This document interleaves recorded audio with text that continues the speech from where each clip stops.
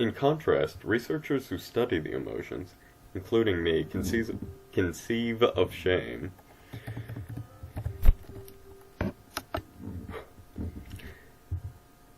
In contrast, researchers who study emotions, including me, conceive of shame as more varied in nature and not always so imposing.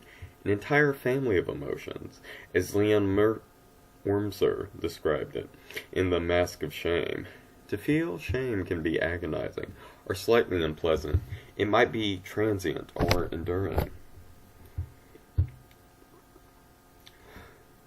I'll use the word shame in this larger sense, as an overarching category that includes a variety of specific emotions. It might help to think of this latter experience as shame, written in benign lowercase letters, in contrast to shame.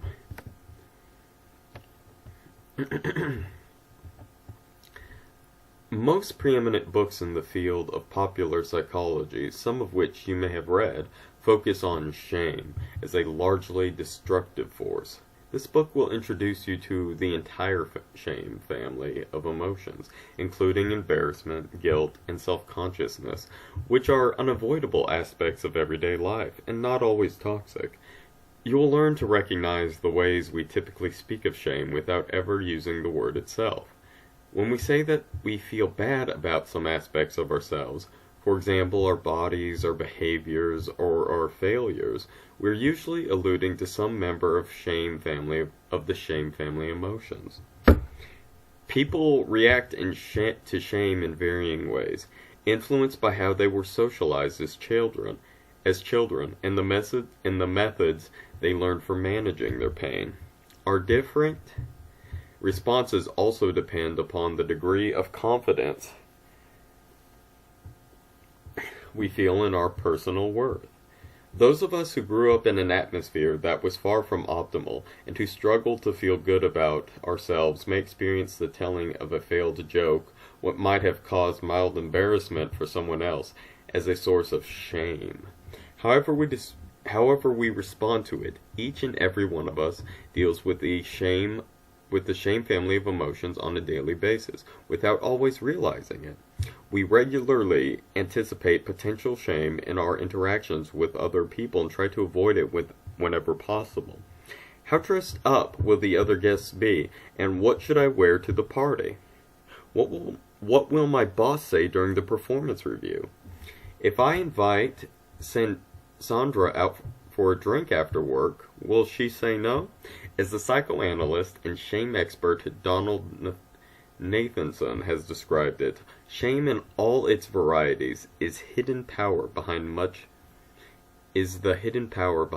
of what occupies us in everyday life. To help you enter more fully into this perspective, I invite you to consider and eventually shed a few preconceptions about shame that most of us share. Or perhaps you might reserve those preconceived views of shame and make room for a new concept: everyday, ordinary, and inevitable shame. Preconception 1. Shame is bad. Most of us find it difficult to acknowledge, even to ourselves, that we feel shame. The very word makes most people uncomfortable. As John Bradshaw, among many other researchers, has noted, there is shame about shame. People will readily admit guilt, hurt, or fear before they will admit shame. Especially today in our narcissistic age, when so many people feel compelled to come across as social media winners. If you admit to feeling shame, you run the risk of becoming a contemptible loser. In my experience, most people feel uneasy about acknowledging their own feelings of shame, and prefer to keep them at a distance. By denying their existence, or referring to them as a word that doesn't carry such a strong negative charge. As the shame researcher Michael Lewis has noted, we often use the term embarrassing to avoid acknowledging shame. For this reason, you may find yourself resisting the central message of this book, that shame is a pervasive and common experience in everyday life. You might readily admit to feeling embarrassed about making a mistake in public, but you'll reject when I describe it as a type of shame. Everybody makes mistakes, so what's the big deal? There's nothing to feel ashamed about. At those moments, try to remember the distinction between shame as a toxic, largely destructive experience, and shame is an entire family of emotions, many of them mild and fleeting, an unavoidable part of everyday life. Preconception 2. Shame is the enemy. Since John Bradshaw published his groundbreaking work in 1988, the psychologically minded public has come to view shame as virtually synonymous with his concept of toxic shame, destructive messaging inflicted by parents, educators, and other significant adults in a child's life, that leave the youth with a sense of being defective or unworthy of love. Brené Brown's writing on unattainable and ultimately shaming ideals that society imposes on women, largely through advertising and conflicting role expectations, have contributed to this view of shame as the product of obnoxious external influences.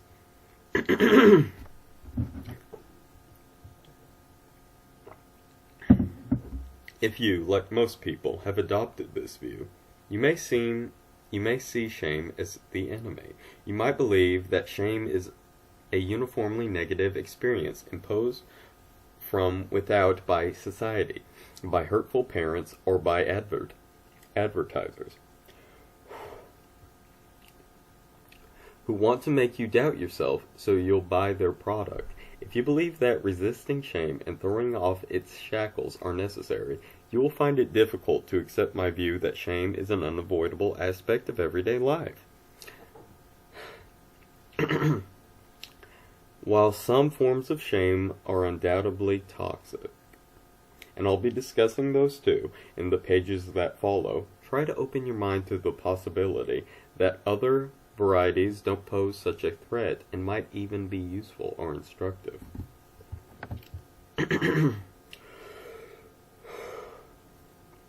I believe that a shame experience sometimes contains an important lesson about who we are or the person we'd like to become.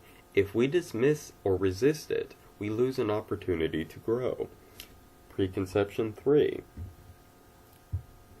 Shame is the opposite of self-esteem.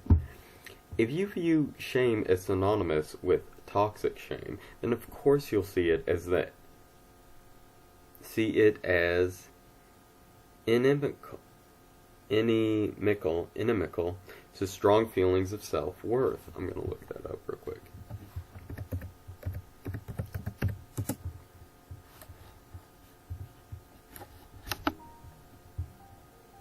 Inimical. Tending to obstruct or harm. Okay.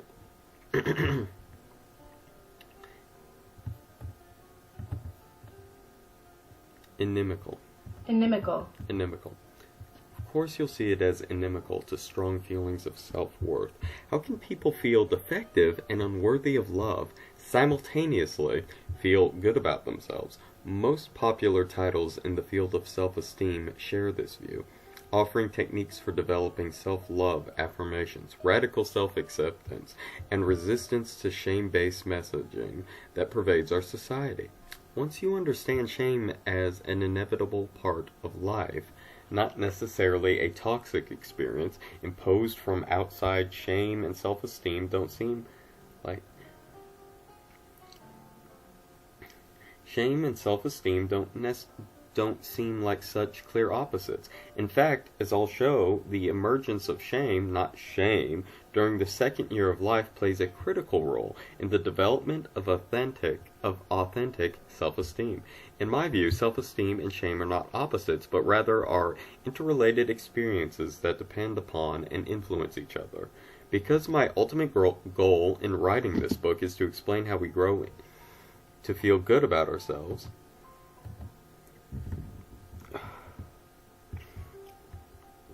that is, how we develop authentic and lasting self-esteem at every stage of life, I ask you to consider one more preoccupation. Preoccupation 4. Self-esteem is all about the self. The very term implies a kind of self-contained experience without reference to the outside world. How you feel about yourself seems unrelated to other people. Self-esteem embodies an internal relationship you have with the person you feel yourself to be. High self-esteem implies a positive relationship. I love and respect the person that is me. In our narcissistic age and all about me age, this view of self-esteem has become even more dominant. But human beings are social animals who define their identities to a significant degree in relation to other people, the members of their tribe. We are sons and daughters, mothers, fathers, related and bound to a circle of significant others whose feelings and opinions about us invariably influence how we feel about ourselves, even when we possess a strong self-concept. The view of an isolated self that exists and can be understood without reference to others is unattainable, because we develop our sense of self, as the psychiatrist Francis Broyukek says, in the intrapersonal field. The concept of atomistic isolated self is a delusion. The development of an authentic, lasting self-esteem ultimately depends upon those interpersonal relationships, and in particular, those that are infused with reciprocal joy. These four preoccupations pervade our society and run deep. I don't expect your own assumptions to suddenly vanish because of this brief discussion, so I'll occasionally remind you of the distinction between shame and shame. If you open yourself to my point of view and fully grasp the unexpected role of shame in your life, I promise you'll ultimately find it a rewarding experience, especially if you struggle with self-esteem issues. In my 35 years of practicing psychotherapy, the most important lesson I have learned is this. The road to authentic self-esteem inevitably passes through the land of shame and never entirely leaves it. Along the way, joy and pride in achievement,